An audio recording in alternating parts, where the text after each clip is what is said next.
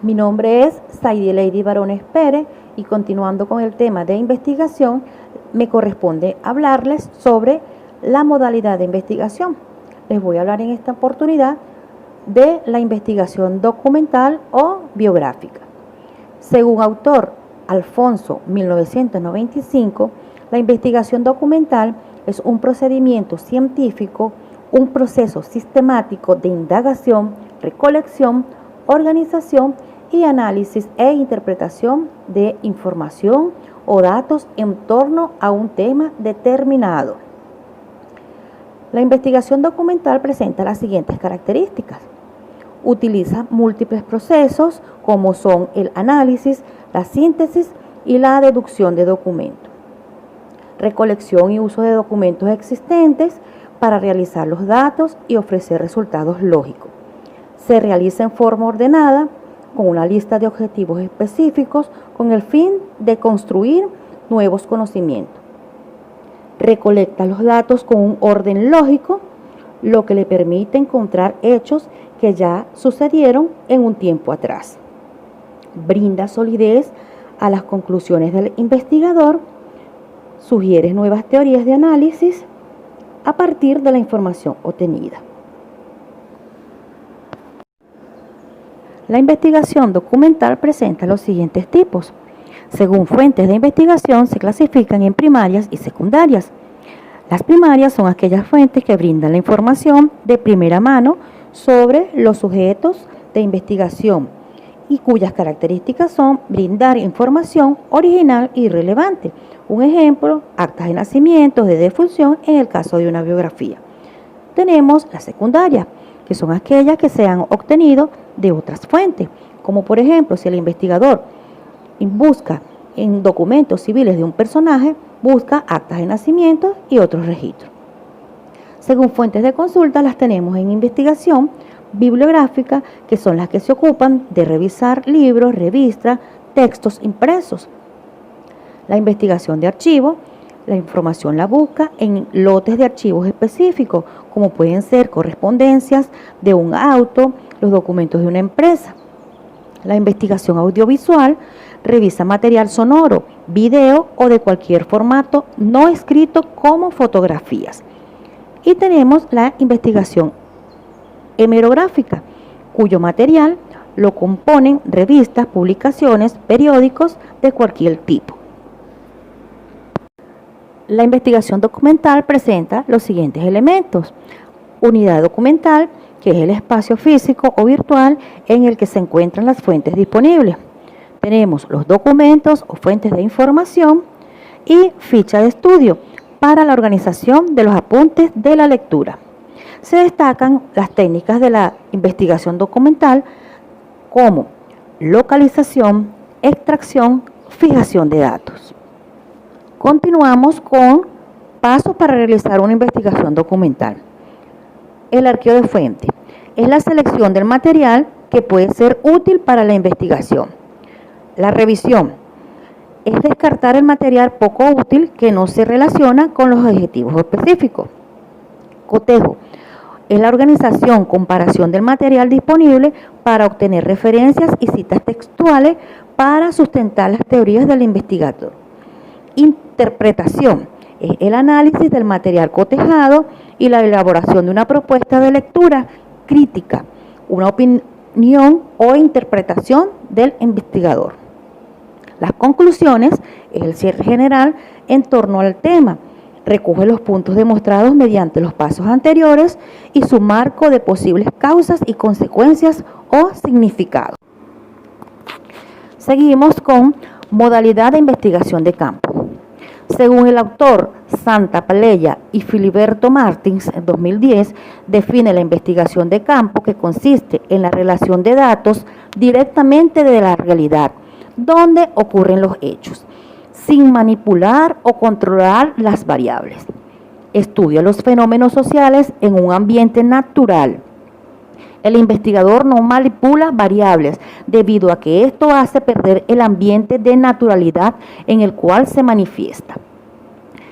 Según el autor Fidias Arias, en el 2012 la define la investigación de campo, que es aquella que consiste en la recolección de datos directamente de los sujetos investigados o de la realidad donde ocurren los hechos, datos primarios, sin manipular o controlar variables algunas. Es decir, el investigador obtiene la información, pero no altera las condiciones existentes. De allí sus caracteres de investigación no experimental. La modalidad de campo en este tipo de investigación presenta las siguientes características. Se lleva a cabo fuera de un laboratorio, los datos se recolectan en el terreno, los datos se buscan en el lugar donde se desarrolla el fenómeno. Tenemos los tipos de investigación de campo. Tenemos la explorativa, que recopila los datos, aspectos de la realidad en que han sido poco o no estudiados. Evaluativa, demuestra si el fenómeno estudiado se apega a ciertos paradigmas o modelos de la realidad. Descriptiva, sirven para identificar variables que no han sido medidas. Correlacional, mide las relaciones entre variables que están aparentemente conectadas. Explicativa, explica la ocurrencia de un fenómeno a partir de dos o más variables. Comparativa, compara una serie de datos. Y por último tenemos la propositiva, que hace un diagnóstico del fenómeno estudiado para luego poner solución. El diseño de la investigación tipo campo la tenemos experimental y cuasi experimental. La experimental se refiere a la manipulación de variables independientes para analizar su efecto en el grupo estudiado. Y la cuasi experimental se utiliza cuando los grupos de estudios no se pueden seleccionar porque ya están formados de manera natural. Las técnicas de investigación de campo las tenemos. Si los datos son de carácter cualitativo, tenemos la observación participante, que es involucrarse con el fenómeno a estudiar. Las historias de vidas, que es la recopilación de datos biográficos de un grupo de personas durante un periodo determinado. Entrevista abierta, que son preguntas en las que se investiga y se puede expresar sus puntos de vista. Grupo de discusión, que consiste en reunir un grupo de personas para que debatan con respecto a otro tema. Ahora bien, si los datos son de carácter cuantitativo, tenemos la observación pasiva. El investigador no se involucra con el fenómeno a estudiar. Entrevista cerrada, una lista de preguntas con respuestas limitadas. Y experimentos de campo, estudio llevado a cabo con una muestra que se encuentra en condiciones controladas y habituales. A continuación, nuestra compañera le va a exponer otro tipo de investigación. Buenas tardes, mi nombre es Neddy Jaranaga. En esta oportunidad les voy a hablar lo que es el proyecto factible y los trabajos especiales.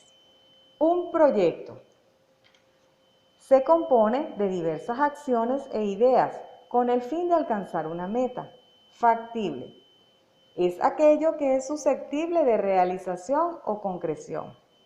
Entonces, un proyecto factible es una propuesta que se hace después de realizar una investigación y un análisis que pueda ser viable para dar solución a un problema o necesidad específica. Esto según Arias 2006. La finalidad de un proyecto factible es dar soluciones para resolver un problema o necesidad encontrada.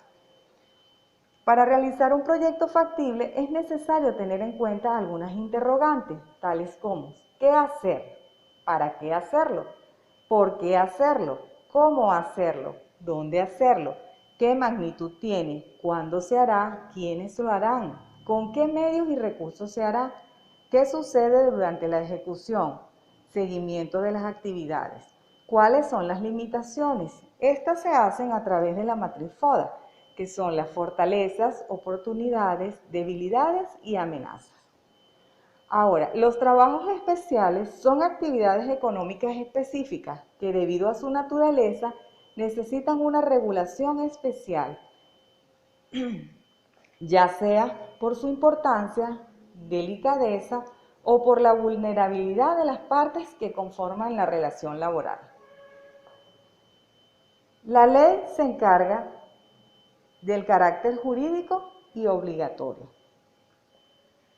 La Ley Federal del Trabajo protege circunstancias específicas que impiden que las actividades se desempeñen en forma regular. Los trabajos especiales consisten en trabajos de confianza, trabajadores de los bosques, trabajo de las tripulaciones, aeronáutica, ferrocarrilero, autotransportes, de maniobras, de servicios públicos en zonas bajo jurisdicción federal, trabajo de agentes en comercio y otros semejantes, deportistas, profesionales, trabajadores, actores y músicos, trabajo a domicilio, trabajadores domésticos, trabajadores en hoteles, en restaurantes, en bares y otros establecimientos análogos. Residentes en periodo de adiestramiento en una especialidad, trabajos en las universidades e instituciones de educación superior autónomas por la ley. El carácter especial del trabajo va orientado hacia aspectos propios de las condiciones del trabajo, como pueden ser las medidas de seguridad, las jornadas de trabajo, derechos y obligaciones para trabajadores y patrones. Muchas gracias.